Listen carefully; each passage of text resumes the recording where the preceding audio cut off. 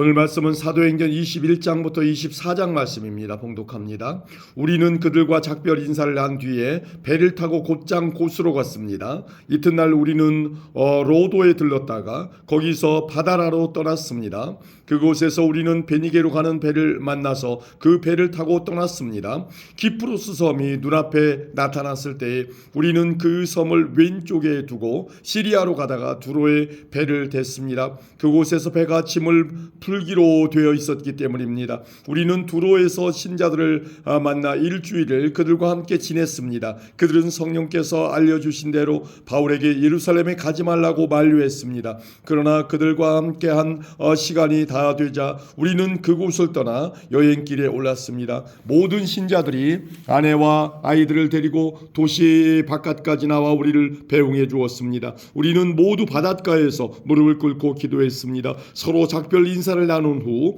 우리는 배에 올랐고 두로 지방의 신자들은 각자 집으로 돌아갔습니다. 우리는 두로를 출발하여 항해를 계속하여 돌레마이에 이르렀습니다. 우리는 그곳의 형제들과 인사를 하고 그들과 함께 하루를 지냈습니다.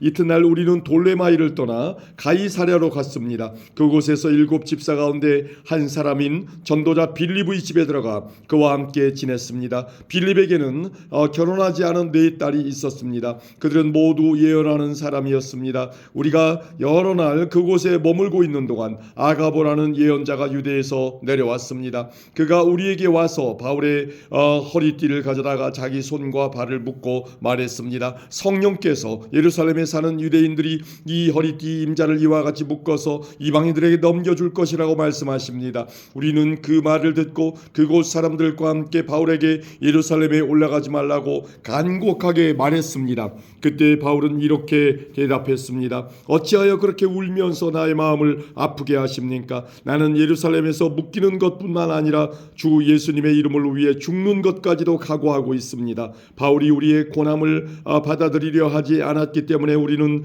주님의 뜻대로 되기를 바랍니다 라고만 말하고 더 이상 아무 말도 하지 않았습니다. 이렇게 여러 날이 지난 뒤 우리는 떠날 준비를 하여 예루살렘을 향해 출발했습니다. 가이사랴 출신 제자들 몇 사람도 우리와 함께 갔습니다. 그들은 키프로스 사람 나손의 집으로 우리를 데려가 거기에서 묵을 수 있게 해주었습니다. 나손은 오래전에 신자가 된 사람이었습니다. 우리가 예루살렘에 도착하자 형제들이 우리를 반갑게 맞아주었습니다. 이튿날 바울은 우리와 함께 야고보를 방문했습니다. 그 자리에 있는 장로들도 다 모여 있었습니다. 바울은 그들에게 인사를 하고 하나님께서 그의 선교로 이방인들에게 행하신 일을 낱낱이 들려주었습니다. 그들은 바울의 말을 듣고 하나님께 영광을 돌렸습니다. 그리고 바울에게 이렇게 말했습니다. 형제님, 아시겠지만 유대인 가운데 신자가 된 사람이 수만 명입니다. 그들은 모세의 율법을 지키는 일에 매우 열성입니다. 그런데 그 유대인들 사이에서는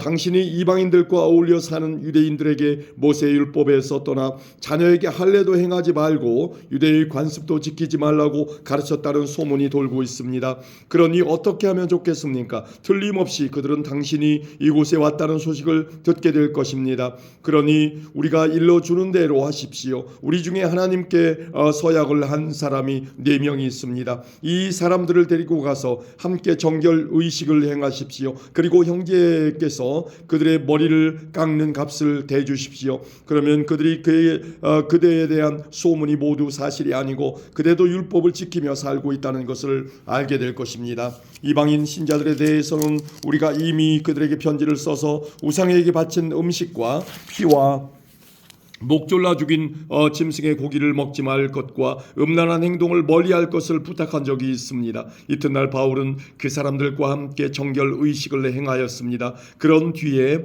그는 성전뜰로 가서 정결 의식이 끝나는 날짜와 그날의 각 사람을 위해 예물을 바칠 날짜를 신고했습니다. 7일이 거의 끝나갈 즈음에 아시아 지역에서 온 유대인들은 바울이 성전뜰에 있는 것을 보고 무리를 충동질하여 바울을 붙잡았습니다. 그 유대인들은 이렇게 소리질렀습니다. 이스라엘 동포 여러분, 좀 도와주십시오. 이 사람은 가는 곳마다 우리 백성과 모세의 율법과 성전을 거스르는 말로 모든 사람을 가르치는 사람입니다. 더욱이 지금은 그리스 사람들을 성전 안으로 데리고 와서 이 거룩한 곳을 더럽혀 놓았습니다. 그들이 이렇게 주장하는 것은 그들이 전에 에베소 사람 드로비모가 바울과 함께 예루살렘에 있는 것을 본 적이 있었으므로 분명히 바울이 그 사람을 성전 안으로 데리고 들어왔을 것이라고 생각했기 때문입니다. 그러자 온 도시는 시끄러워지고 사람들이 몰려와 바울을 붙잡아 성전 바깥으로 끌어냈습니다. 그리고 바로 성전문이 닫혔습니다. 그들이 바울을 죽이려 하는 순간에 예루살렘 도시 전체에 폭동이 일어났다는 보고가 로마 군대 천부장에게 전달되었습니다. 그는 즉시 백부장 몇 명과 군인들을 거느리고 군중들에게로 달려갔습니다. 폭도들은 로마 군대 천부장과 군인들을 보자 바울을 때리던 것을 멈추었습니다. 천부장은 가까이 가서 바울을 체포했습니다. 그리고 군인들에게 바울을 쇠사슬 2개로 묶으라고 명령한 다음 그가 누구이며 또 어떤 일을 했는지를 물었습니다. 그러자 군중들은 너도 나도 소리를 질러 대며 대답을 하는데 그들의 말이 저마다 달랐습니다. 천부장은 사람들의 아우성치는 소리에 이 사건의 진상을 알 수 없어서 군인들에게 바울을 병영 안으로 끌고 가라고 명령했습니다. 바울이 층계에 이르렀을 때에는 군중들의 폭행이 너무나 격렬했기 때문에 군인들이 바울을 호위해야만 했습니다. 군중들은 바울의 뒤를 따라가며 계속해서 그를 없애버려라 하고 소리쳤습니다. 바울이 병영 안으로 끌려갈 때에 그는 천부장님께 한 말씀 드려도 되겠습니까? 라고 물었습니다. 천부장이 대답했습니다. 그리스 말을 할 줄 아는가? 당신은 혹시 얼마 전에 폭동을 일으키고 대려범 4,000명을 거느리고 광야로 나간 이집트 사람이 아닌가? 바울이 이렇게 대답했습니다. 아닙니다. 나는 길리기아 지방의 다소에서 태어난 유대인이며 그 유명한 도시의 시민입니다. 제가 저 사람들에게 말할 수 있게 허락해 주십시오. 천부장이 허락하자 바울은 층계 위에 올라서서 손을 내저 무리를 조용하게 했습니다. 잠잠해지자 바울이 히브리 말로 연설했습니다. 아멘. 22장입니다. 저의 아버지와 형제가 되시는 여러분, 이제 제가 해명해 드리겠으니 잘 들어주시기 바랍니다. 그들은 바울이 히브리 말로 연설하는 것을 듣고는 더 조용해졌습니다. 바울은 말을 계속했습니다. 나는 유대인입니다. 길리기아 지방의 다소에서 태어났지만 이 도시에서 자랐고 가말리엘의 제자로서 그 밑에서 우리 조상의 율법대로 엄격한 교육을 받았습니다. 나는 오늘 여기 모인 모든 사람들처럼 하나님에 대해 열심히 있었습니다. 나는 예수의 도를 따르는 사람들을 핍박하여 그들을 죽이기까지 했으며 남자든 여자든 가리지 않고 그들을 붙잡아 감옥에 넣었습니다. 대제사장과 모든 장로들이 내 말이 사실이라는 것을 증언해 줄 것입니다. 나는 그들에게서 다마스커스에 있는 형제들에게 보내는 공문서를 받았습니다. 그래서 나는 그곳에 있는 신자들을 붙잡아 예루살렘으로 데려와서 벌을 받게 하려고 다마스커스로 떠났습니다. 정오쯤 되어 내가 다마스커스에 가까이 이르렀을 때에 갑자기 하늘로부터 밝은 빛이 나를 둘러 비췄습니다. 나는 땅에 엎어졌고 사울아 사울아 어찌하여 나를 박해하느냐 라는 소리를 들었습니다. 내가 주님 당신은 누구십니까? 라고 물었더니 그분이 내게 나는 네가 박해하는 나사렛 예수다 라고 대답하셨습니다.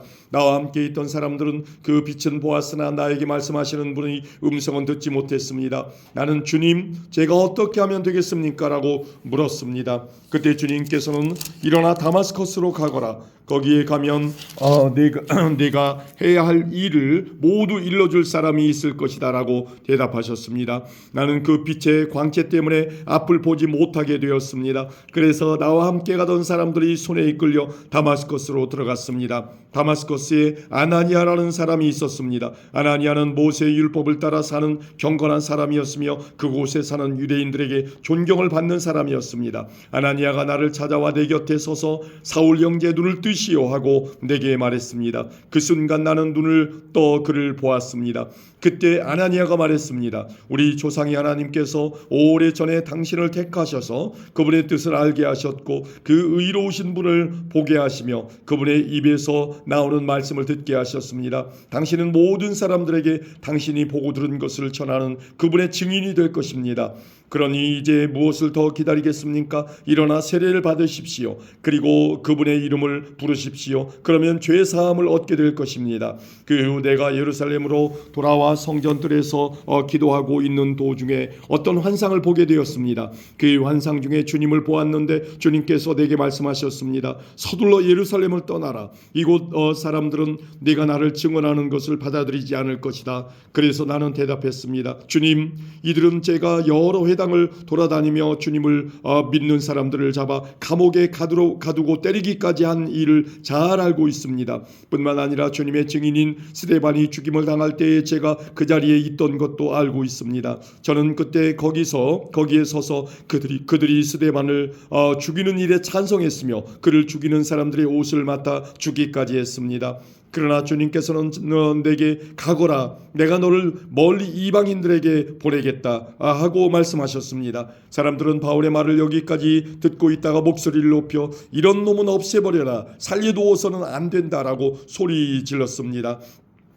그들은 고함을 지르며 옷을 벗어 던지고 공중에 먼지를 날렸습니다. 그러자 천부장이 부하들에게 바울을 병영 안으로 데려가라고 명령했습니다. 그리고는 사람들이 바울에게 그렇게 소리 지르는 이유가 무엇인지를 알아내려고 바울을 때리면서 조사해보라고 했습니다. 군인들이 바울을 묶고 때리려 하자 바울이 옆에 서 있던 로마 백부장에게 말했습니다. 죄가 있다는 것이 밝혀지지도 않은 로마 시민을 때리는 것이 로마법에 맞는 일입니까?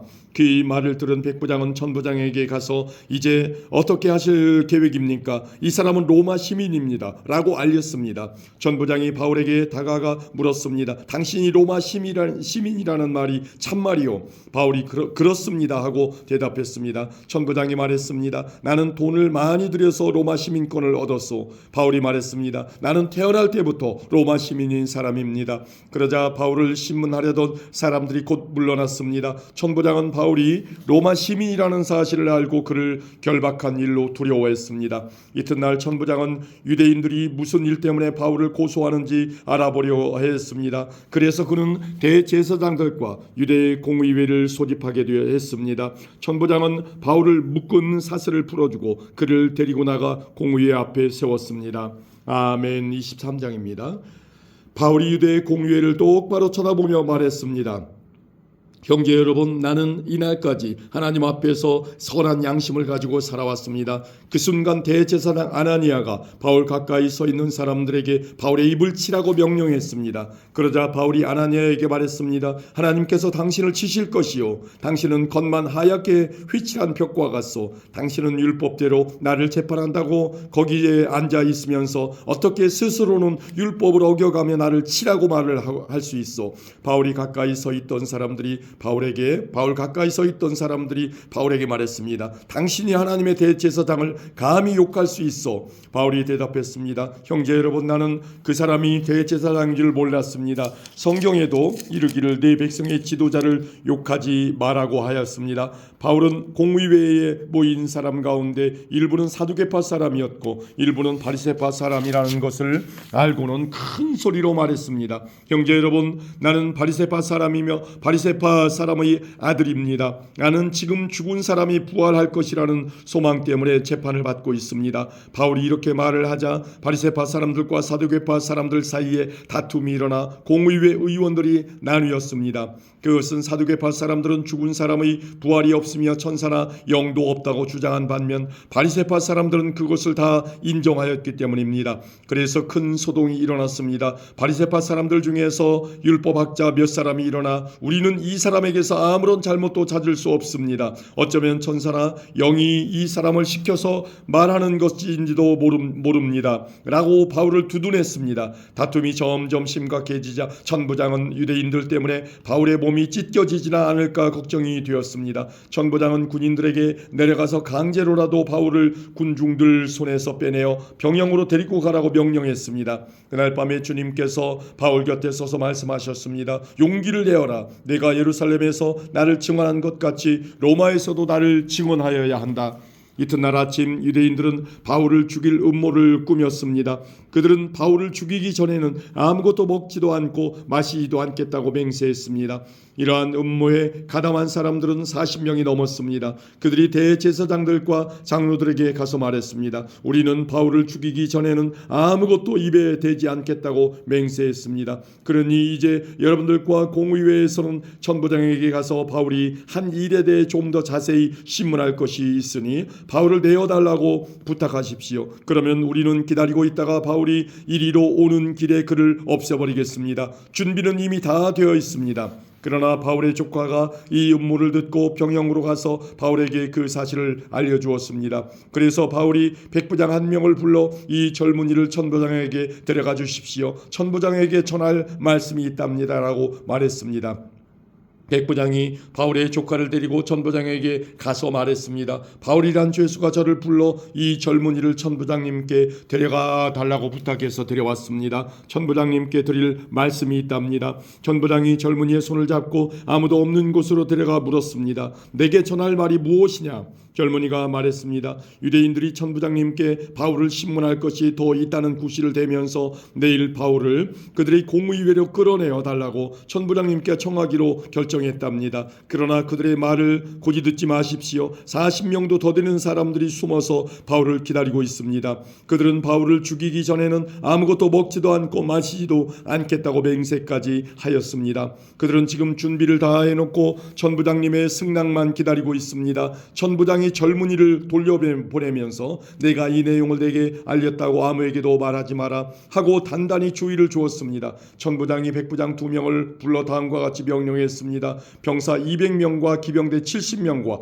창을 쓰는 병사 200명을 무장시켜 오늘 밤 9시에 가이사랴로 떠날 준비를 갖추게 하여라. 또 바울을 총독 벨릭스에게 안전하게 호송할 수 있도록 그를 태울 짐승도 준비해 두도록 하여라. 그리고 천부장은 이러한 내용의 편지를 썼습니다. 글라우디오 루시아가 총독 벨릭스 각하에게 문안드립니다. 이 사람은 유대인들에게 잡혀 살해당할 뻔한 사람입니다. 그런데 저는 이 사람이 로마 시민이라는 것을 알고는 제 병사들을 데리고 가서 그를 구했습니다. 저는 유대인들이 무슨 일로 이 사람을 고소하는지 알고 싶어 그들의 공의회로 이 사람을 데려갔습니다. 거기서 저는 그들이 이 사람을 고소하는 것이 그들의 율법에 관한 것일 뿐 이 사람에게는 사형을 당하거나 감옥에 갇힐 만한 죄가 없다는 것을 알았습니다. 그런데 유대인들이 이 사람을 죽이려는 음모를 꾸민다는 정보를 듣고 저는 곧바로 이 사람을 가깝게 보내는 것입니다. 그리고 그 유대인들에게도 이 사람에 대해 고소할 말이 있으면 가깝게 직접 하라고 일러두었습니다. 군인들은 명령대로 그날 밤으로 바울을 데리고 안디바드리까지 갔습니다. 이튿날에는 기병대에게 바울을 가이사랴로 호송하라고 부탁하고 다른 군인들은 예루살렘에 있는 병영으로 돌아갔습니다. 기병대는 가이사랴에 도착하여 총독에게 편지를 전달하고 바울도 그에게 넘겨주었습니다. 총독은 편지를 읽고 나서 바울에게 어느 지방 사람이냐고 물었습니다. 총독은 바울이 길리기아 사람이라는 것을 알고는 바울에게 이렇게 말했습니다. 그대를 고소하는 사람들이 도착하면 그때 그대의 말을 들어보겠소. 그리고는 바울을 헤롯이 지은 왕궁에 가두어 지키라고 명령을 내렸습니다. 아멘. 24장입니다. 5일 뒤에 대제사장 아나니아가 장로 몇 사람과 더둘로라고 하는 법률가를 데리고 가이사랴에 왔습니다. 그들이 온 것은 총독에게 바울을 고소하기 위해서였습니다. 바울이 안으로 불려 들어가자 더둘로가 고소하기 시작했습니다. 벨릭스 각하, 우리는 각하 덕분에 오랫동안 평화를 누려왔으며 각하의 지혜로운 일 처리에 우리나라의 잘못된 일들이 많이 고쳐졌습니다. 우리는 언제 어디서나 이 모든 일이 각하의 공로 때문인 것을 인정합니다. 가깝게 감사하고 있습니다. 이제 더 이상 가깝게 폐가 되지 않게 간단히 말씀드리겠으니 저희 말을 들어주시기 바랍니다. 우리는 이 사람이 온 세계에 있는 유대인들을 선동하고 문제를 일으키는 사람인 것을 알게 되었습니다. 이 사람은 나사렛 이단의 두목입니다. 심지어는 그가 성전까지 더럽히려고 하여 우리가 그를 붙잡았습니다. 총독 각하께서 이 사람을 직접 신문해 보시면 우리가 그를 고소하는 이유를 아실 수 있을 것입니다. 다른 유대인들도 가세하면서 그의 말이 모두 사실이라고 주장했습니다. 총독이 바울에게 말하라고 몸짓하자 바울이 대답했습니다. 각하께서 수년 동안 이 민족의 재판장이 되신 것을 제가 알고 있습니다. 그래서 저와 관련된 일을 가깝게 변명하게 된 것을 기쁘게 생각합니다. 제가 예루살렘에 예배드리러 올라간 것은 12일밖에 되지 않습니다. 이것은 각각께서 조사해 보시면 금방 아실 수 있을 것입니다. 그리고 저를 고소하는 사람들은 제가 성전들에서 누구와 논쟁한 것이나 회당에서나 도시 안에서나 사람들을 선동한 것을 본 적이 없습니다. 그리고 이들이 지금 저를 고소하고 있지만 총독 가깝게 그 내용에 대한 증거는 제시하지 못하고 있습니다.